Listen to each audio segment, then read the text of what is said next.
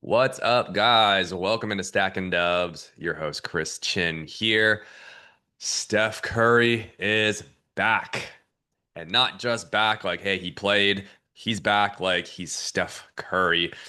Back like he's a top five player in the NBA, where every possession that he is, I was going to say touching the ball, but not even touching the ball. Just every possession that he's on the floor is just an immediate advantage for the Warriors on offense. And you just see the easy buckets. You see the layups. You see the 4-on-3 play. You see the energy and the hope that everyone plays with when Steph Curry returns. And they almost take out a very hot Rockets team right now, where I think that the Rockets won 6 straight games and they had cruised out to a double-digit lead. And then Steph Curry just kind of does his thing in terms of not even just scoring, but just playmaking and again, creating advantages for a lot of like GP2, diving, rolling, a lot of just playmaking for that roller. And the Warriors mount a big comeback and almost comeback to beat the Rockets. And God, can you imagine if Steph had hit that three at the end? I'm not upset in any way, shape, or form that he was the one taking that last shot.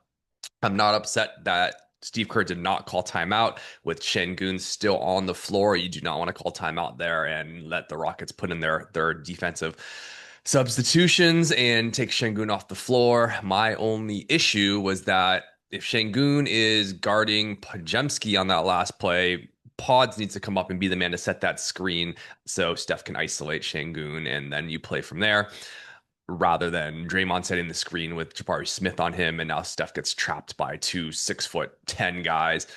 Also would have been fine if GB2 had set that screen because that's the recipe that had worked to get them back in the game, and you kind of just play off of that. But whatever the case is, it didn't honestly doesn't even matter whether the Warriors won or lost.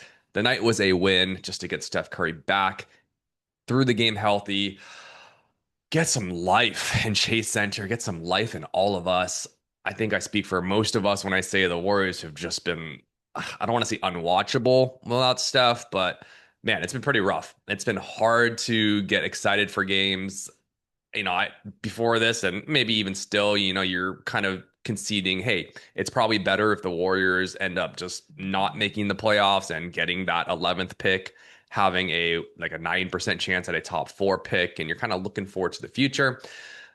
And then Steph comes back, and that joy, that excitement, that hope comes back into the locker room and on the court. And you just remember how fun it is to watch Steph Curry. And now I'm like, well, I really hope he can find a way to sneak out of the play-in into the playoffs where we'll meet the Thunder and give them a little scare. And you're not going to beat the Thunder, but just to watch Steph play an extra handful of games, that might be worth it rather and just not have a chance at a top four pick, maybe pick around 15th or 16th instead. But you get to watch Steph Curry in another playoff round, and God, I mean, just the joy of that is almost worth more than the picks itself. Zooming out, more practical heads would say get the picks. I get it. My point is, it is just so darn fun to watch Steph Curry operate. And when you see Steph in a playoff situation and he can ramp up, hopefully, in what would it be like 2 weeks from now, let him ramp up and see what he can do. But now that I'm thinking about it, after watching last night, 29 points, 26 minutes, like, I mean, does he need to ramp up? Because he looks as good as he ever has. Yeah, I mean, the NBA is just a better place when Steph Curry plays. I know it's because we watch a lot of Warriors here, but man, it's a completely different vibe. Just everything changes when Steph Curry's playing. It just becomes, from an unwatchable team to just probably the most exciting show in the NBA, in my biased opinion. It's Steph is just, the number one premier advantage creator. And it's just so evident. As soon as he steps on the court, you have one of the top young perimeter defenders in the league and Amen Thompson on him. And yet it's just the Rockets have to commit two guys to Steph at all times. even before he's putting up a shot after 27 games off because he's just that deadly and it just commands the defensive attention. And it's just been that way the entire career. No matter who's on the court, whether you have Kevin Durant and Klay Thompson on the weak side, Steph's still getting the attention and the gravity. Whether you're Team USA and you have LeBron James and Kevin Durant on the court, Steph still gets the gravity. It just doesn't matter. It just opens up everybody else. And more so than any other superstar in the league that commands a double team, he commands that double team from 30 feet away from the hoop. And now you have a 4-on-3 with basically an entire half court to play with. And that's why all the analytics show that the Warriors are just the most effective offense, efficient offense throughout this entire dynasty. And it's purely because of Steph. What you noticed last night is, and as a reminder, is how important it is to have play finishers around Steph Curry on the floor. Very first possession, he screen and roll with Bassie. Who the heck is Bassie? Bassie gets in, wide open dunk, wide open layup. It's just, it doesn't matter who it is. If you just have someone who can finish a play and just dive to the hoop, like GP2, who has been pretty much useless everywhere else in the league. And, he's on the Warriors and he has a role because he plays well with Steph. He rolls off of Steph. And if you can just finish plays at the hoop or make the correct pass with an advantage, that's going to be a very, very efficient offense. And it's something that I look forward to seeing if Porzingis can fill that role. I look forward to the offseason to seeing if the Warriors can add some kind of a rolling big or even a rolling wing that can attack the hoop. Maybe someone like honestly, I've always thought someone like a LeBron James, just not the talent of LeBron James, but just the style of LeBron, who can finish out the hoop with the best of them and or make the right pass as a roller off of a Steph screen. Find somebody like that, maybe even a 42-year-old LeBron next year. Um, we're getting ahead of ourselves. But my point is, you find that finisher and that offense is going to be as efficient as it gets. It's what you've run with Draymond Green their entire careers, except Draymond's not. He is a poor finisher at the hoop, great passer out of that role. But if he could finish at the hoop, just attack, one dribble and dunk every time, imagine how many more points the Warriors would have, just by adding that extra, 2, 3 finished layups or dunks by Draymond that he doesn't always finish. Back to Steph. I mean, God, last night it was a hard matchup.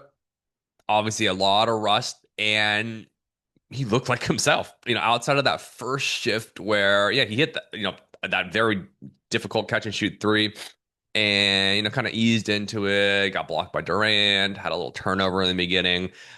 But that was like it in terms of rust. As soon as he got back in for a second shift, just kind of gets hot, gets settled in, looks like Steph Curry. I mean, just it's truly remarkable and how natural it is for a shooter to get into the flow of things, especially at 38 years old now. Just get in the flow of things and really just show no signs of rust. And really truly only Steph Curry. It's just remarkable that someone like him can just jump into a game the way he does. And I thought he'd show some rust and just really none. More importantly, I saw first step burst, being able to get past guys and get to the hoop. And most importantly, taking contact, taking on hard landings and being okay. Played more minutes than he was supposed to. I think 2 more minutes than he was supposed to. The truest test that I saw in terms of just kind of how he's feeling was in that third quarter where he had that like kind of wild double pump in the air, reverse layup that he kind of just threw up behind his head and landed hard. Obviously didn't make the shot, but that was where you saw him, try to explode to try to elevate and get a little hang time to try to maneuver in the air. Came down pretty awkwardly out of control. Very similar to kind of when he tweaked that knee initially, and you just kind of saw it's a hard landing and it's kind of a weird impact. And then he kind of gets up, and I'm like, oh, is he okay? And then Draymond starts a little scuffle with Jabari Smith, and Steph kind of starts walking toward the bench, and I'm like, oh God, did he? Is it bugging him? But he stays out there, and I let out a nice sigh of relief, and that let me know that Steph Curry was feeling all right. And moments later, he's putting KD in the blender with a little behind the back dribble, step back, hezzy, blows by Durant, leaves him doing the salsa dance, and then hits a floater over Şengün, takes the contact and one, but then misses the free throw. So I guess there is a little bit of rust. And you get your little Steph shimmy. Next time down, hits a step back three, and all hell breaks loose. And the Warriors are back to being the greatest show with Steph Curry in the NBA. Didn't really see a ton of Porzingis Steph dynamic duo action. Porzingis had a tough time guarding Şengün, obviously fouled out early, just really got exposed for what he doesn't do well on the defensive side, and that's just move laterally and kind of defend on ball. He can use his height and be a great off ball rim protector and gives you that size, but personally, I think I'd rather have Draymond Green on a guy like Şengün, on a guy that's a true post guy, just because he uses his lower body. Porzingis does not really play low with leverage, so he kind of gets pushed around, plays straight up. Just, as soon as he's kind of stood up on a head fake, he's beat. So I think Porzingis, you kind of saw the flaws there, but it was also just not a great game for him. So it'll take some time to get used to playing the Steph. They'll start to integrate a little bit more of the pick and pop, and as hopefully everyone escapes this game injury free and feeling good for the next game, we'll start to develop that connection. The other connection, which it's not expected to be a great one, but it was great to see out there with the two Steph and Seth Curry brothers out there together. A dream come true, said Steph after the game. Didn't look very good together. They were small, undersized. Seth fumbled a ball, pass away out of bounds from Steph, and it's nice to have the shooting out there. But there is work to do if you're going to put them on the court together. But that's beside the point. It was just cool to see.